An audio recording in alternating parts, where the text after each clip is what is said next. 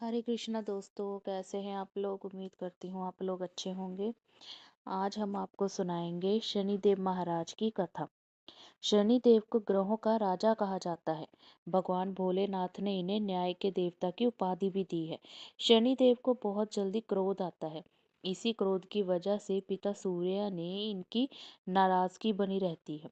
इनके क्रोध से सभी बचने की कोशिश करते हैं, वरना व्यक्ति पर मुसीबतों का पहाड़ टूट पड़ता है।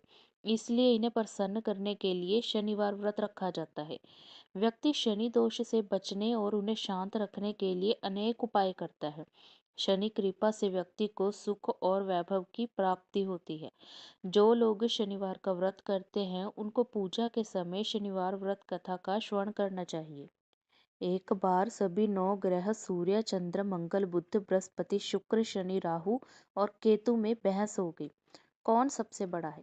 आपस में लड़ने के बाद सभी देवराज इंद्र के पास पहुंच गए।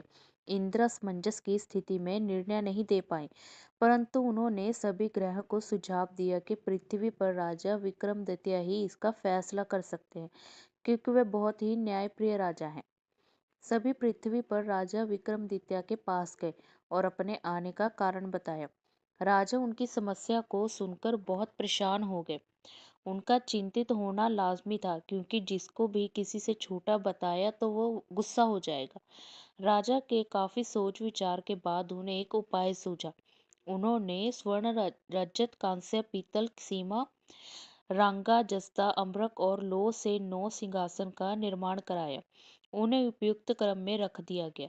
सबसे निवेदन किया गया कि क्रम अनुसार सिंहासन पर आसन ग्रहण करें।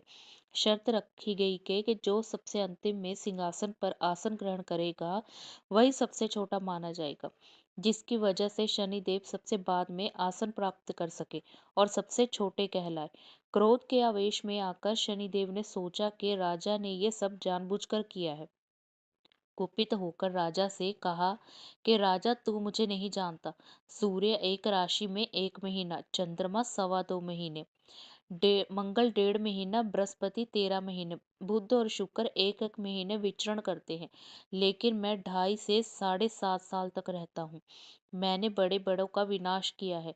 श्री राम की 7.5 आने पर उन्हें जंगल जंगल भटकना पड़ा, और रावण के आने पर लंका को बंदरों की सेना ने परास्त होना पड़ा। क्रोधित शनिदेव ने राजा से कहा कि अब आपको सावधान रहने की जरूरत है। इतना कहकर शनिदेव कुपित अवस्था में वहां से चले गए। समय गुजरता गया और काल चक्र का पहिया घूमते हुए राजा की 7.5 आ गई। तब शनिदेव घोड़ों के सौदागर बनकर राजा के राज्य में गए। उनके साथ अच्छे नस्ल के बहुत सारे घोड़े थे। जब राजा को सौदागर के घोड़ों का पता चला तो अश्वपाल को अच्छे घोड़े खरीदने के लिए भेजा। अश्वपाल ने कई अच्छे घोड़े खरीदे। इसके अलावा सौदागर ने उपहार स्वरूप एक सर्वोत्तम नस्ल के घोड़े को राजा की सवारी हेतु दिया। राजा विक्रमादित्य जैसे ही उस घोड़े पर बैठे, वह सरपट वन की ओर भागने लगे। जंगल के अंदर पहुंचकर वह गायब हो गए। भूख प्यास की स्थिति में राजा जंगल में भटकते रहे। अचानक उन्हें एक ग्वाला दिखाई दिया, जिसने राजा की प्यास बुझाई। राजा ने प्रसन्नता से उसे अपनी अंगूठी देकर नगरी की तरफ चल चल गए।